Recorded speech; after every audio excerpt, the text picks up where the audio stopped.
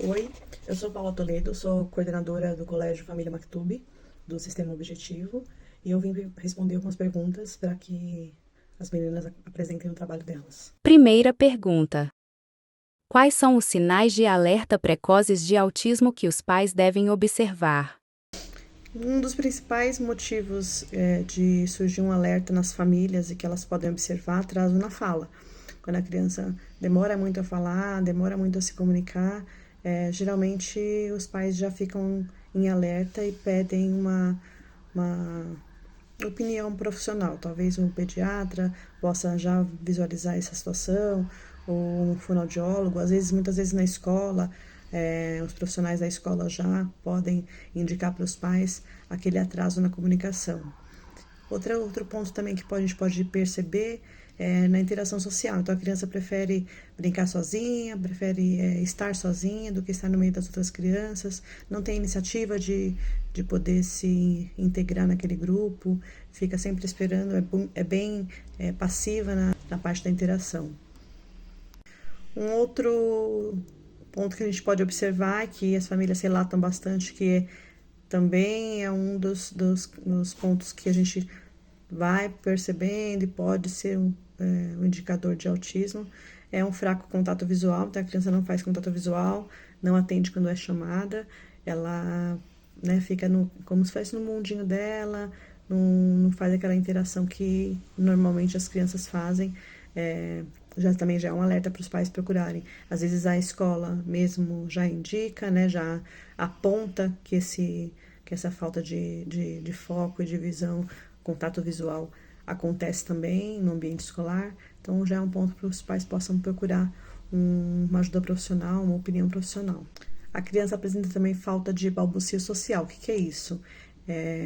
Não imita sons de animais, sons das pessoas mesmo, musiquinhas que às vezes aprende quando é bem pequenininho, que a criança vai tentando imitar, não acontece nesse quadro. Também acontece um uso limitado da comunicação, parte de gestos, Então, não aponta, não acena, é alheio a esses estímulos, pode também ser um sinal de alerta.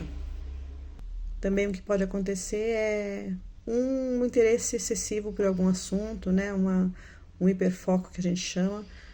Então a criança fica muito ligada a um determinado objeto, a um determinado assunto, e tudo gira em torno disso. Também pode ser um indicador, A gente pode também perceber uma ecolalia. Então a criança repete muito o que você fala. Então você pergunta: como foi seu dia? Ela responde: dia. Ou como foi seu dia? Repete a frase, em vez de responder. Então não tem uma função, a linguagem não tem uma função para ela social. Também acontece a hipersensibilidade sensorial, pode ser não gosta muito de som alto, de lugares com muita luz, ou às vezes é uma hipersensibilidade de paladar, de textura, que ela fica mais difícil para ela. Também pode ser um ponto que está ligado a um quadro de autismo. Na parte de brinquedos, quando a criança está começando aquela fase de brincar, então ela não faz um uso do brinquedo, um uso correto do brinquedo, então ela não tem função aquele brinquedo para ela. Então ela faz alinhamento de brinquedos, classificação por cores, uma coisa muito típica do autista. Segunda pergunta: quais são as estratégias mais eficazes para apoiar alunos com autismo na sala de aula? As principais estratégias que a gente pode usar, que pode facilitar o trabalho em sala de aula, é fazer uma antecipação do que vai acontecer. Então conversar com a criança sempre antes da atividade acontecer, antes do momento pedagógico acontecer, ou até do momento lúdico, para que ela esteja preparada para aquilo. Dar o tempo delas de fazer a atividade, então proporcionar à criança que tem autismo mais tempo para que ela possa fazer uma atividade mais tranquila. Também a gente tem que ser claro no comando que a gente vai dar, no que a gente quer, sem rodeios, falar certinho o que a gente precisa que aquela criança faça, para que seja mais fácil para ela. Uma outra estratégia que a gente faz e que funciona bastante é proporcionar uma rotina, né? Uma rotina que seja objetiva, que seja funcional e que a criança saiba exatamente o que ela vai fazer passo a passo. Relacionar essa rotina no começo do dia para que ela se sinta mais segura é um bom momento. Proporcionar também a socialização, então mesmo a criança que não é verbal, ela tem ter a oportunidade de estar entre os outros amigos, os funcionários da escola, os adultos, né? Que essa socialização possa acontecer, ela esteja inserida naquele ambiente de uma forma mais significativa para ela. Também a gente pode usar como estratégias, assim, permitir que a criança tenha um espaço e um tempo para autorregulação, é uma necessidade dela, então cada autista tem uma forma de se autorregular e reconhecer isso, identificar o momento onde uma crise ou um desconforto possa acontecer, facilita muito a vida do professor em sala de aula e de todas as pessoas que lidam com ele no ambiente escolar.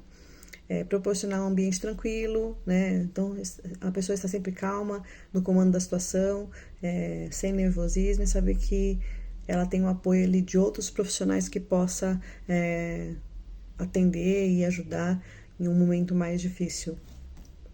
Terceira pergunta. Como a escola pode promover a inclusão de alunos autistas em atividades extracurriculares? A inclusão nas atividades extracurriculares, ela acontece como na atividade pedagógica também.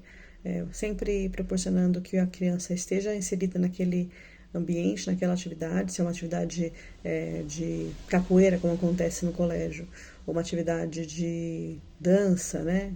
Uma atividade de música, para que ela possa estar naquele ambiente e que o profissional respeite o tempo da criança. Pode ser que ela faça a aula toda, pode ser que num outro dia ela faça só um pedacinho da aula, pode ser que ela no começo não queira entrar e depois ela interaja com os amigos naquele ambiente. Então, respeitar isso e para que ela fique tranquila, para que ela possa se sentir acolhida também. Quarta pergunta. Quais recursos e suportes estão disponíveis para os pais de crianças com autismo? Na parte de suportes e recursos para os pais, a escola tem uma parceria com a Clínica de Fonoaudiologia da doutora Elaine. Ela é uma profissional que vem ao colégio todo ano fazer uma triagem e esse olhar dela mais voltado para a parte clínica pode também ser um apontamento de uma possibilidade, né, de alguns indícios do autismo. Ela faz um acompanhamento semanal com as crianças que as famílias têm a disponibilidade e querem que a criança precisa participar, né, ela também tem na clínica dela outros tipos de atendimento, psicólogo. Então, essa parceria traz para a gente um apoio, um suporte muito bom, além das adaptações que as professoras fazem nas atividades. Então, elas estendem isso às famílias, mostrando como que deve ser feito em casa, como que deve ser direcionada aquela atividade. Acredito que esse seja o ponto principal nessa parte.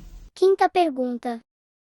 Como a escola treina seus professores para entender e atender às necessidades dos alunos autistas? Bom, a escola ela faz duas formações anuais, né? A formação, inclusive, no começo desse ano foi ligado a atendimento a crianças com autismo e com TDAH. Veio uma profissional, uma psicopedagoga, conversar com os professores, despertar essa sensibilidade, esse olhar mais sensível para esse fato. Então, a gente está sempre buscando novas visões e reportagens, artigos que acabam saindo em estudos no campo da vivência e do autismo. Então, a gente traz essas professoras em reuniões pedagógicas, né, que acontecem quinzenalmente. Esses são os principais pontos, os principais momentos que as professoras fazem a conhecimento, a formação dentro do colégio. Fora isso, a maioria das nossas professoras já estão na área há muito tempo. Temos professoras que são formadas em psicopedagogia, professoras que são formadas na terapia ABA, eu faço também, tenho formação de psicopedagogia, a direção também tem formação, então assim, temos profissionais que são capacitadas para que essa inclusão aconteça de fato. Além do nosso suporte que a gente vai buscando para aperfeiçoamento tanto profissional e para que isso reflita também no ambiente escolar. Sexta pergunta. Quais são os desafios mais comuns enfrentados pelos alunos autistas e suas famílias na escola e como a escola os aborda? Bom, nós somos uma escola pequena, então as dificuldades são mais fáceis de lidar, né? Acho que as famílias, a principal dificuldade é na segurança com o nosso trabalho. A partir do momento que eles estão seguros, fica mais fácil dessa troca, né? Entender como cada criança funciona, entender suas particularidades, para que sempre a gente esteja voltando o nosso olhar para a criança e para o que ela necessita. Então, acho que o desafio mais comum é nessa adaptação, né? Entender como a criança funciona, como cada família funciona, o que a família espera da escola, o que a escola espera da família, buscar essa parceria. A escola tem uma conversa, um diálogo muito próximo, muito íntimo com os pais, então eles estão sempre abertos a virem ao colégio, tirar suas dúvidas, passar as informações para a gente, e a gente também passar o dia a dia das crianças para eles. Geralmente isso é o que mais acontece com a gente na parte da adaptação. Depois que a criança está adaptada, já conhece o ambiente, já sabe lidar com suas particularidades, fica bem mais fácil essa interação no dia a dia. Sétima pergunta.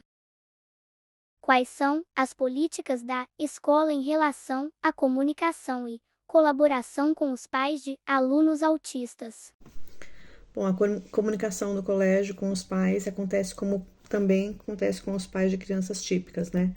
A gente tem uma proximidade muito grande com os pais têm o WhatsApp pessoal da coordenação e da direção, então qualquer comunicação que não seja que não seja da sala, né, específica da sala ou do colégio, que for individualizado, a gente faz através desse contato de WhatsApp e está sempre aberto para que os pais também estejam passando todas as posições, todas as opiniões deles para a direção.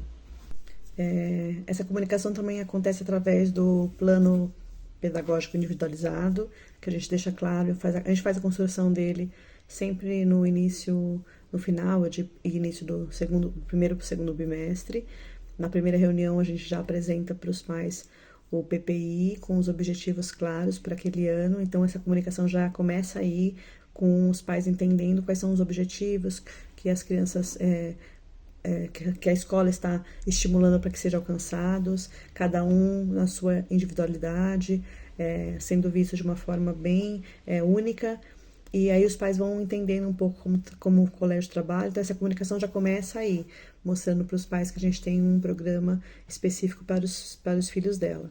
E a comunicação mais pessoal mesmo acontece através de agenda, WhatsApp, né? Não tem uma política muito estabelecida, não.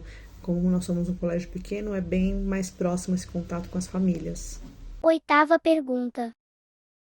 Como a escola trabalha em parceria com profissionais externos, como terapeutas ocupacionais e fonoaudiólogos, para apoiar alunos autistas?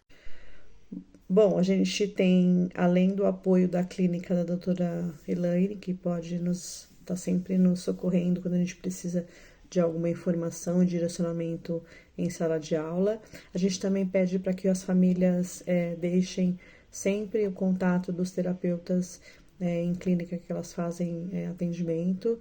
Então, a gente pede para que as famílias façam esse contato, a gente faça uma reunião semestral, comecinho do semestre sempre, para que a gente possa orientar e estar alinhado com o trabalho que é feito fora da escola também, que é muito importante que todos trabalhem na mesma linha de pensamento, para que a criança não fique confusa quanto à sua atuação, como ela vai ser direcionada. Então, a gente pede para que semestralmente as famílias e a clínica que atende se reúnem com a escola. Normalmente a gente faz chamada de vídeo, já faz uma reunião, fala como está sendo o desenvolvimento na escola, fala como está sendo o desenvolvimento da criança na clínica, para poder alinhar e para poder deixar tudo certinho e direcionar da melhor forma possível em sala de aula.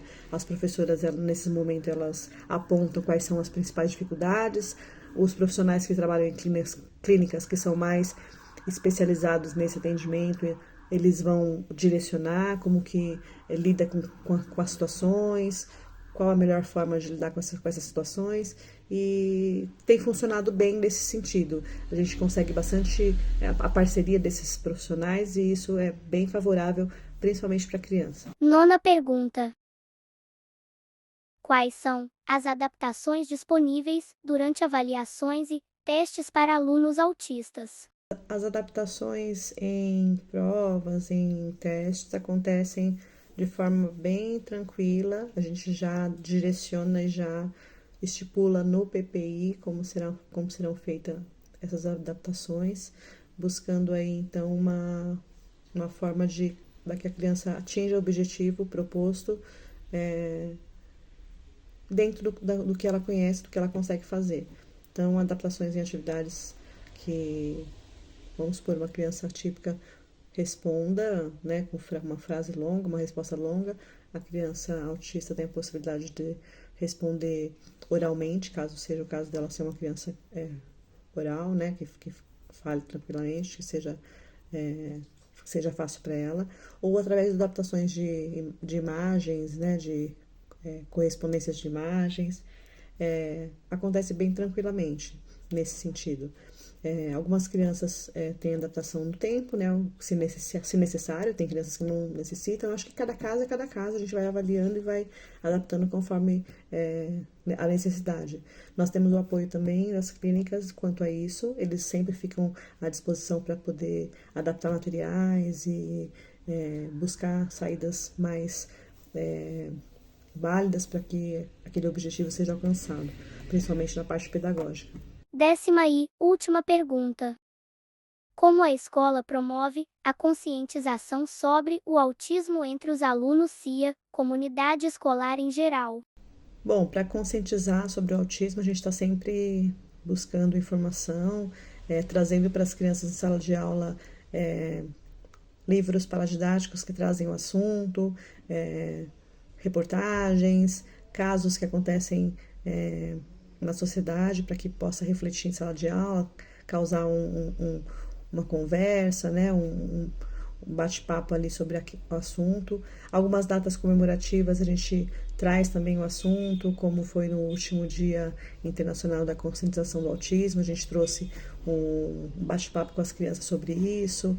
Então eles entenderam um pouco mais que existem algumas crianças que são diferentes, precisam de um apoio, né? Então eles são bem acolhedores nesse sentido. A escola já tem isso como uma coisa bem natural.